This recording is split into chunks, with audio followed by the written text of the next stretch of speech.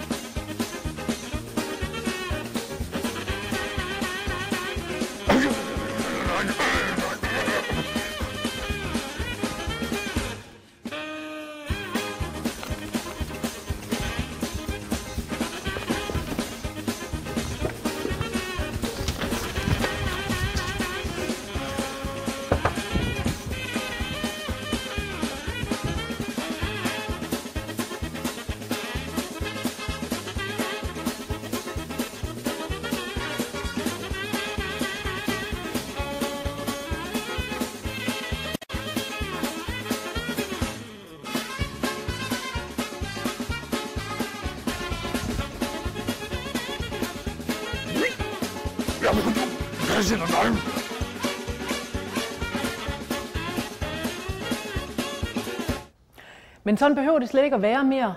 Nu er der nemlig kommet noget, der hedder Podio. Og hvad er det, tænker du så? Hvad er det? Ja, det er faktisk rigtigt. Det er dejligt, du spørger om det. Podio, det er, kan man sige, den professionelle udgave af Facebook. Og derinde, der kan du dele en idé, lige så nemt som for eksempel, når du fortæller vennerne om, at du har strikket et par rigtig, rigtig fine grydelapper. Ikke? Kan du ikke lige prøve at komme op med en skidegod idé, Skovmand? Det er lidt sjovt at spørge. Ja. Der er faktisk en ting, som jeg har tumlet rigtig meget med, siden jeg har hørt om landets økonomiske problemer. Og det er noget, man, udover at tage det på landsplan, så kan man selvfølgelig også bruge det i virksomheden. Ja. Fordi hvis man kigger på den kapacitet, der ligger i den enkelte medarbejder, ikke? Ja. Og den hjernekapacitet, der er, så bliver der brugt urimelig meget tid i løbet af en arbejdsdag på at forestille sig en kollega nøgen. Det gør man jo, ikke? Det er jo en naturlig del af det, man tjekker kollegaer ud. Så mit forslag det er simpelthen, at samtlige ansatte i en virksomhed, de lægger deres billeder op på internettet, hvor de er nøgne, fordi så har man sparet al den tid, der ligger der. Og i det slutligt, når det så er, at man har sparet alle de her penge og den tid, ikke? Det kan måles ned på bundlinjen, og det kan sikre arbejdspladser flere år fremover. Så det er mit forslag. Jamen, det var jo også en... synes jeg var en spændende idé, den der. Når nu du har fået den der idé der, ikke, så kan du så gå ind på Podio, ikke?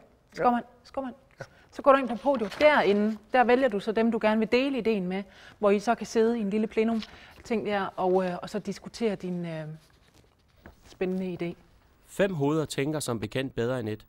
Derfor er ideen, at vi via et community stiller et digitalt gadekær til rådighed, hvor vores medarbejdere opfordres til at dele, spare og kommentere deres idé i samspil med andre kolleger. Vi kan ikke løse nutidens udfordringer med datidens værktøjer.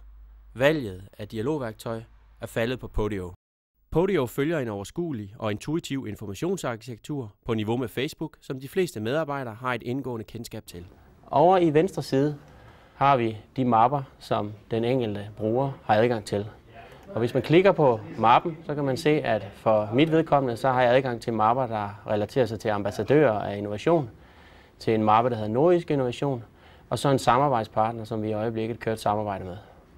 Hvis vi starter med at klikke på den, der hedder Nordisk Innovation, så kommer vi ind i et space, som indeholder al den dialog, jeg har haft gennem tiden. Det billede, jeg netop har taget ud i midtergangen, har jeg valgt at uploade ind på kontoen. Og det er nu muligt for alle brugere med adgang til mit space at kommentere på billedet. Forestil jer, at billedet illustrerede en god idé, og at det med et klik blev delt med 550 af dine kollegaer. Et andet eksempel er, at jeg i forbindelse med fremtidsmøderne i uge 39 har valgt at poste et opslag, der relaterer til fremtidsmødet i dag og på torsdag. Jeg skriver i opslaget, at vi afholder fremtidsmøder tirsdag og torsdag i næste uge, og glæder os til at se mange innovative hoveder i Kubelsalen. Efterfølgende har Dorte No været inde og kommentere mit opslag, hvor hun skriver, der bliver rift om pladserne osv. Hun kunne også blot have valgt at klikke synes godt om, og dermed tilkendegivet, at hun støttede op om vores møde. Efterfølgende kommenterer jeg yderligere i forlængelse af Dortes opslag, og dialogen den er nu i gang. Et andet eksempel på dialog er vores invitation til fremtidsmødet. Vi antager, at flere medarbejdere af den ene eller anden grund har mistet sin invitation. Derfor har jeg for eksemplets skyld valgt at tage et billede af den officielle invitation fra min smartphone, og efterfølgende uploadet den i Podio via min smartphone. Brugerne har herefter mulighed for at se invitationen. Billedet af invitationen det er klikbart og resulterer i, at det bliver gengivet i en stor størrelse.